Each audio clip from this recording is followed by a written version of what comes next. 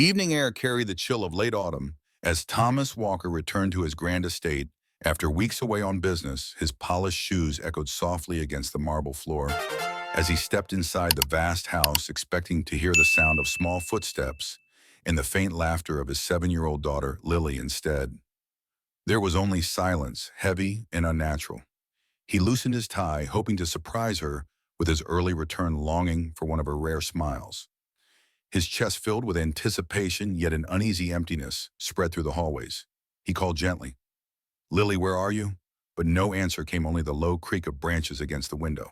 Then suddenly a harsh voice cut through the stillness, sharp and cruel like a knife. It came from the direction of the old storage room. Thomas's heart lurched as he followed the sound, his stride quickening until he reached the wooden door that had long since fallen into disuse. He hesitated for only a second, then pushed it open. What and he saw froze his blood. Lily sat on the damp floor, her small body trembling, her tangled hair clinging to her wet cheeks. One hand clutched a bowl of sour, watery porridge, while the other picked at a shriveled carrot scattered across the ground. Towering above her stood Vanessa Moore, his young wife, her red dress clinging to her frame, her eyes blazing with merciless fury. "Eat every last bite," she barked, "or you will sleep here tonight." Tears rolled down Lily's face. Her lips moved, but no words came, only a faint, broken whisper, barely audible. "I can't eat this anymore." Vanessa's hands shot out, seizing the child's chin and forcing her face close to the spilled bowl. "Lick it clean or I will count to 3. Thomas's breath caught his body, stiff with horror. His throat burned with shame and fury at himself for not being there. His voice thundered, "Stop it, Vanessa." "What are you doing?" Vanessa startled. Then in a heartbeat, her ferocity vanished, replaced by trembling weakness. She pressed a hand against her stomach, her eyes shining with false tears. "I only wanted what's best for her," she murmured. "I just wanted her to eat properly. You misunderstood." Thomas stood frozen between rage and confusion. Lily looked up at him, her eyes wide with both fear and a fragile glimmer of hope. A plea without words. Vanessa's lips quivered. Then she whispered one more sentence, her hand still on her stomach. "I'm 2 months pregnant." The words fell heavy like a stone shattering the air. Thomas's chest tightened. The room spun, his daughter's frail body pressed against the cold floor, and the woman he thought might protect her now claimed to carry his unborn child, torn between anger, guilt, and disbelief. He bent down and lifted Lily into his arms. She flinched, then buried her face against his shoulder, trembling, her tiny fingers gripping his suit jacket tightly, as though she feared he might let go. He looked down at her thin frame, then up at Vanessa, who watched them with eyes glistening with false innocence, her expression unreadable. In that moment, Thomas felt the crushing weight of a truth he could no longer ignore, and yet he had no idea how dark the path ahead would become. This was only the beginning of a battle he never wished to fight, but could no longer avoid. If you have ever seen a child's silent suffering and wondered what you would do, please share your thoughts with us now. Your voice may bring light into another person's darkness. Thomas Walker was a man whose name echoed across New York for his towering real estate empire. Yet behind the polished surface of his wealth lived a soul scarred by loss. 7 years earlier, on a rainy night, he had been behind the wheel when a sudden crash stole away the woman he loved most. The guilt never left him. No amount of money could silence the voice that whispered, "You should have protected her," when his daughter Lily was born.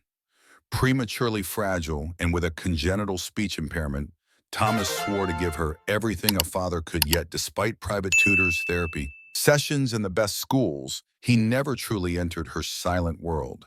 He watched her grow in luxury, but loneliness shadowed her every step in his heart. He longed to hold her close, but his own fear of failure built a wall between them. He provided a mansion, but not enough presence. Love lived inside him, but was rarely shown. Then came Vanessa Moore, radiant in her youth, outwardly gentle and endlessly charming. She entered Thomas's life when loneliness weighed heavily on him. He told himself she could be a mother to Lily, someone to fill the silence left behind by tragedy. Neighbors admired Vanessa. They saw a gracious woman with a warm smile. Evelyn Parker, the kind-hearted lady across the street, often praised her as a role model, bringing pies and complimenting her tireless devotion in the community. Thomas wanted to believe them. He wanted to believe he had given Lily the gift of a mother's love. But truth has a way of hiding behind masks in the quiet corners of the mansion. Lily lived like a shadow. She played in the garden alone, sketching small figures in her notebook or hugging a worn stuffed rabbit while other children's laughter rang from schoolyards. She stayed quiet, afraid to let her voice try and fail. Her silent eyes told stories. No one listened to her drawings, became her voice, each one a plea. Thomas sometimes passed her door at night, seeing a faint lamp in the sound of pencil scratching. Yet he never stepped in. He carried his briefcase upstairs, convincing himself she was fine, when in truth she was waiting for him to notice Clara Johnson. The young housemaid in her 20s moved silently through the house, washing dishes and folding laundry with downcast eyes. But she noticed more than anyone. She saw Lily slip a rotten piece of vegetable into her sweater pocket. As if hiding shame, she saw the child tremble whenever Vanessa's heels clicked down the hall. Clara pitied her, but fear tied her tongue. Vanessa ruled the house with a smile for Thomas, an iron for the child, no neighbor. Suspected no visitor stayed long enough to hear the muffled cries. Evelyn Parker kept believing in the picture-perfect family, praising Vanessa's grace and telling everyone how lucky Thomas was. Little did she know what lay behind closed doors. Thomas, meanwhile, sat in his office late at night staring at papers, but not reading them. He felt the distance from his daughter stretching wider each day, and deep inside he asked himself, was I a coward? Have I already failed her? But he did nothing, clinging to the hope that appearances meant safety. He did not yet know that every silence was shaping a storm. Lily's frail body, her pale cheeks, her trembling hands were quiet signals, waiting for him to see. And one evening, as Clara quietly picked up laundry from the hallway, she noticed Lily holding a wilted carrot in her small palm. Her eyes lowered with a look so desperate it seemed to beg anyone to understand. Clara froze, clutching the fabric in her hands, knowing that something unspeakable was happening under the very roof where wealth sparkled in the chandeliers. But the child of the house was drowning in shadows. The following days weighed heavily on Thomas. Though he tried to convince himself that the disturbing scene in the storage room was only a moment of tension, he could not erase Lily's trembling face from his mind one morning. While she prepared for school, he picked up her old sweater, and from the pocket fell a decayed leaf of lettuce, its odor sharp and sour. He froze, staring at it in his palm like a piece of evidence more eloquent than words. Lily glanced at him, her small hands tightening, as if she feared punishment. But Thomas only felt his chest constrict. This was not imagination. This was her silent plea that night in his study as he arranged papers. A folded scrap slipped from beneath his briefcase. The childish scrawl showed a locked door. A tiny figure curled inside. Thomas's hands shook the drawing, cut him deeper than any accusation. It was his daughter begging him to see. Her to believe her, his heart thundered with shame, and love interwoven. The cameras in his mansion had long been tools of security. Now he turned to them with desperate hope, scrolling through hours of footage, until at last he stopped. His blood ran cold. The screen showed Vanessa gripping Lily's wrist, shoving her into the storage shed. The girl's small frame collapsed against the wall, and in the dusty corner, her trembling finger traced a single word. Help. Thomas covered his face with both hands. Rage roaring inside him, yet his fear chained him. What if he confronted Vanessa without proof strong enough to stand? What if she twisted everything until he lost even the little ground he held? But silence, too, was a crime. The next day he called Clara into his study. The young maid shifted nervously, clutching the hem of her blouse. Thomas laid the sketch of the storage room on the desk, his voice low and steady. Clara, tell me the truth. What has Lily endured? Clara flinched, tears forming. She whispered, Sir, I cannot. If she finds out, I will lose my job. My mother depends on me. Thomas's eyes darkened. You are not the only one afraid. But I am her father. I can no longer be afraid. Clara's lips trembled. She reached into her pocket and pulled out her phone. Placing it on the desk with shaking hands, she pressed play. Vanessa's voice erupted sharp and venomous. This mute child is nothing but a burden. I will not let her stand in my way. Thomas closed his eyes. The words cut through him like steel. When the recording ended, silence filled the room. Clara whispered, once I saw her locked for 3 days without food, I wanted to call for help. But I was terrified. Thomas placed a hand gently on her shoulder, his voice hoarse but resolute. Thank you. Do not blame yourself from now on. I will take the part that belongs to a father. As Clara left wiping her tears, Thomas sank into his chair, the phone in his hand, replaying those vicious words over and over. He stared at the faint light under Lily's door and whispered a vow. "Will not abandon you again." Outside, the night deepened. The estate stood grand and quiet, yet within its walls a battle line had been drawn. Thomas knew the time of silence was over.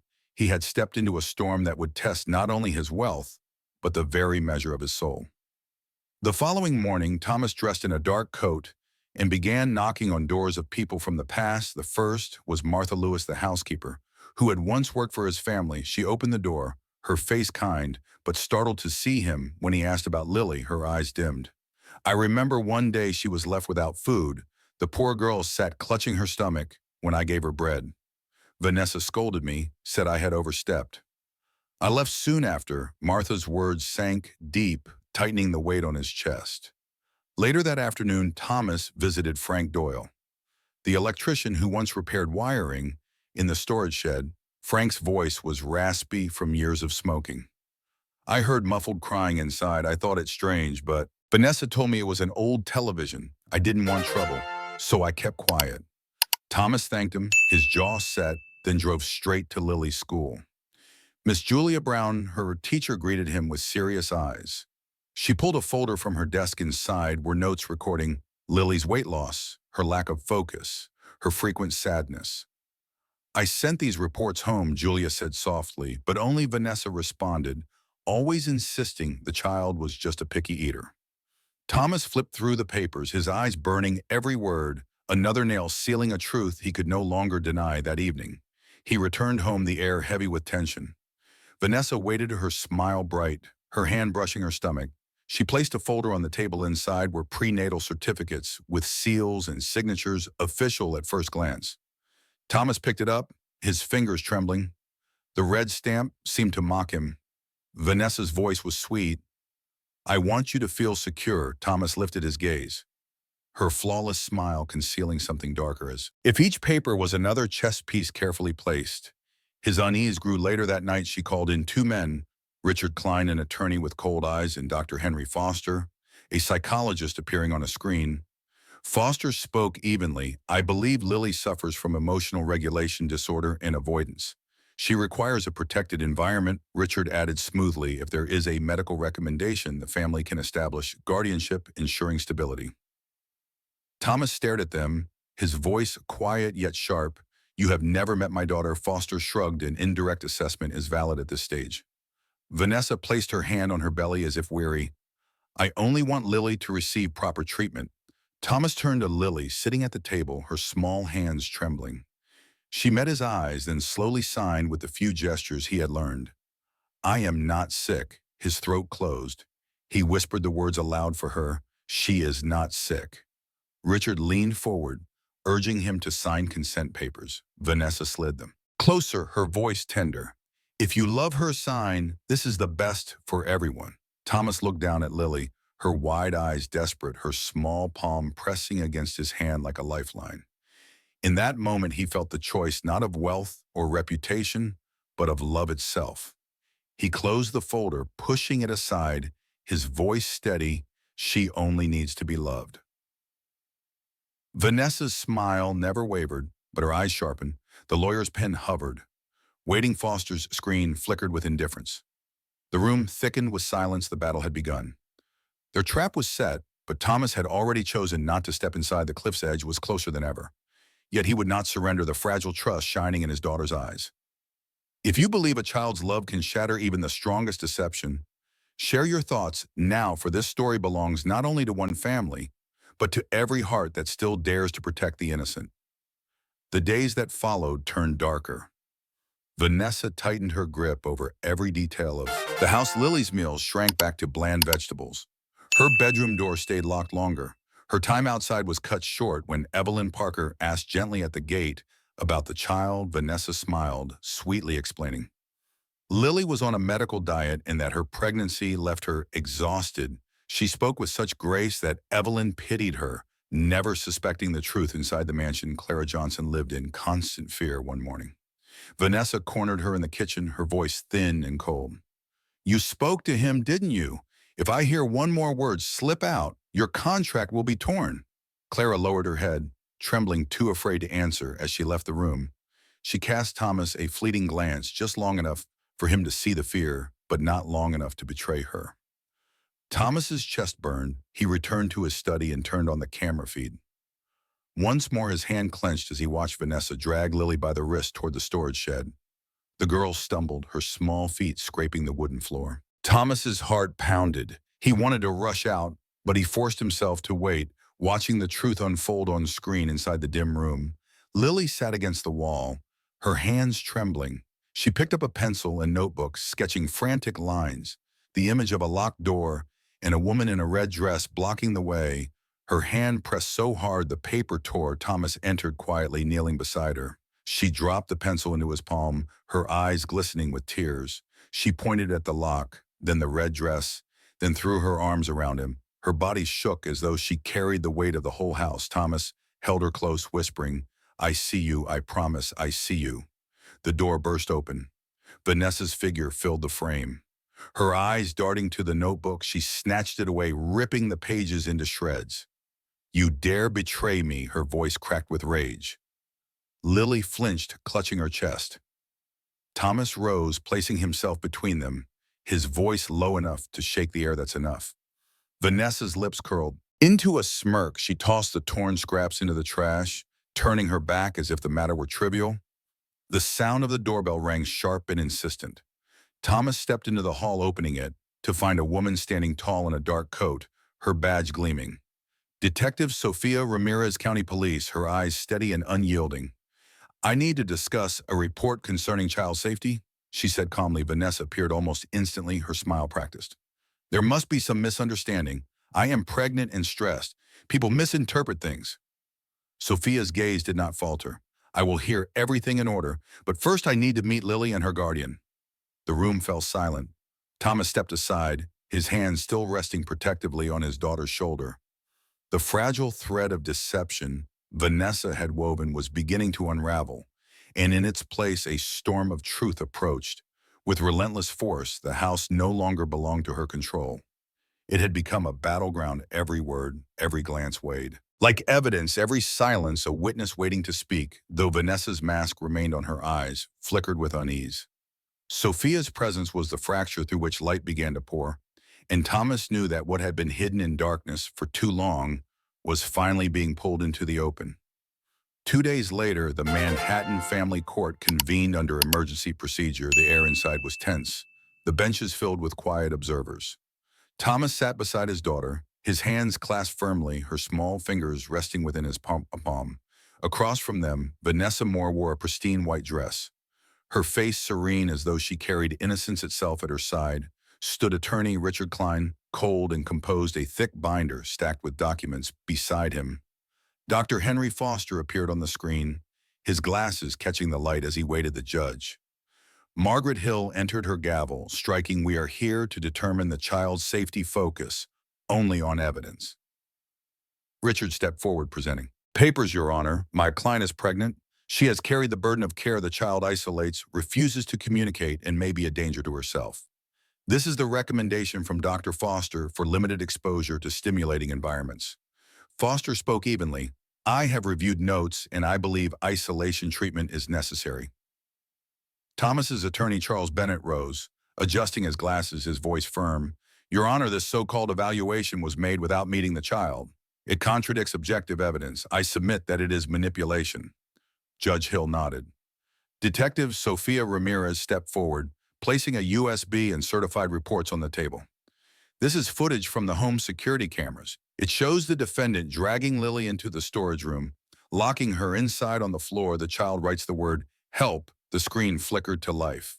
The courtroom silent as the grainy video revealed Lily curled against the wall, her small hand trembling as she traced the letters. The sound of paper on wood echoed faintly across the room. Then the audio file was played, Vanessa's voice harsh and metallic. "This mute child is nothing but a burden. I will not let her stand in my way." The silence afterward was deafening. Judge Hill's eyes shifted to Richard, his throat cleared.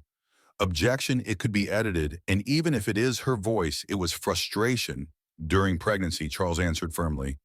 Your Honor, frustration is not a defense for cruelty. Here are statements from Miss Julia Brown, the teacher, Frank Doyle, the electrician, and Martha Lewis, the former housekeeper, all noting signs of abuse and neglect. The judge skimmed the reports, then turned to Thomas. What do you want to say? He rose, his voice hoarse but steady. I lost my wife years ago. I cannot lose my daughter too.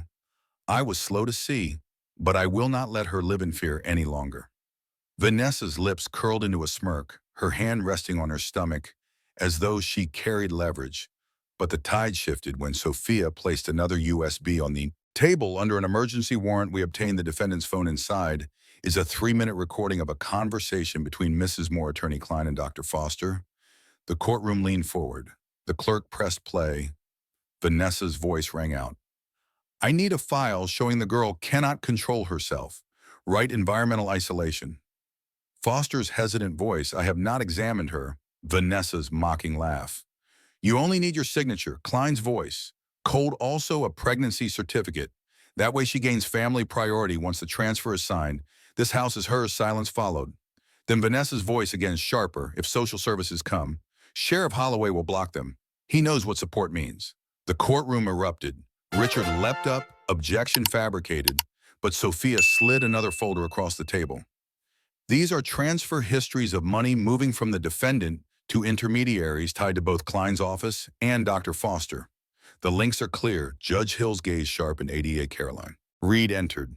Stepping forward with authority, the district attorney's office has initiated criminal charges. A warrant for Foster has been issued. Klein is summoned for questioning. Sheriff Holloway is in custody for bribery. The room buzzed with shock. Vanessa's face drained of color, then turned crimson. Her voice broke into a scream. Without me, you are nothing. Thomas shielded Lily behind him.